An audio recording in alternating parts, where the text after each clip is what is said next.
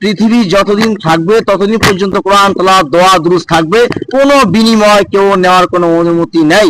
আমাদের ওলামা দলের পক্ষ থেকে কাউকেই কোনো নামের, এই জয়নালউদ্দিন কক্সবাজারি বলেন, যাকেই বলেন, কাউকে কোনো এখানে বসে দোয়া দুরূদ পড়া যাবে ব্যক্তিগত, যার যার সবাই মুসলমান দোয়া করতে পারে, কিন্তু কোনো ব্যক্তি পরিচয় দিয়ে, ওলামায় পরিচয় দিয়ে কারো কাছ থেকে কোনো হাদিয়া তোফা নেওয়া, কারো নাম বিক্রি করা যাবে না।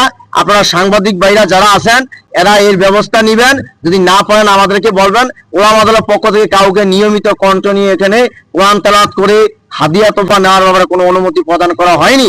এবং আপনাদের সাংবাদিকদের সাথে যারাই ওলামা দলের হোক যেই হোক কোনো খারাপ আচার আচরণ করবে আলেম হয়ে, অবশ্যই আইনগত ব্যবস্থা নিবেন।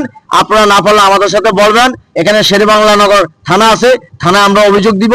কোনো সাংবাদিক বন্ধুদের সাথে কোনো আলেম ওলামা কোনো খারাপ ব্যবহার করতে পারবে না, কারণ এটা খারাপ ব্যবহারের জায়গা না। কেউ যদি আলেম আমাদের ওলামাদের নাম বিক্রি করে তার পেট অর্জনের জন্য সে এখানে হাদিয়া তোফার জন্য নাম বিক্রি করে, তাদের কাউকেই আপনারা প্রশ্রয় দিবেন না, আইনগতভাবে ব্যবস্থা নেবেন, মিডিয়ার মাধ্যমে সরিয়ে দিবেন।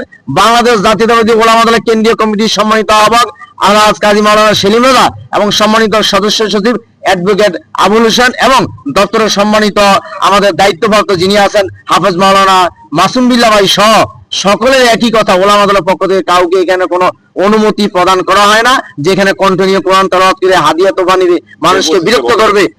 সত্যিকারতে কোনো মুসলমান দেশপ্রেমিক যদি হয়ে থাকে, বিনা পয়সা বিনা শ্রমে শহীদ প্রেসিডেন্ট জিয়াউর রহমান এবং মরহুমা বেগম খালেদা জিয়া এবং মরহুম আরাফাত রহমান কোকোর জন্য পৃথিবী যতদিন থাকে, সে যতদিন থাকবে ততদিন বিনা স্বার্থে সে দোয়া করে থাকবে। এটাই হলো প্রকৃত বিএনপি কর্মী। এছাড়া কোনো টাউট পাল্টু কোনো লোককে আপনারা আশ্রয় প্রশ্রয় দিবেন না, স্টেট কার্ড বলে দিবেন, কারণ কথা শুনে আপনারা বিতাড়িত হবেন না। আমরা কাউকে এরকম কোনো কথা বলি না, ক্লিয়ার কাট বললাম।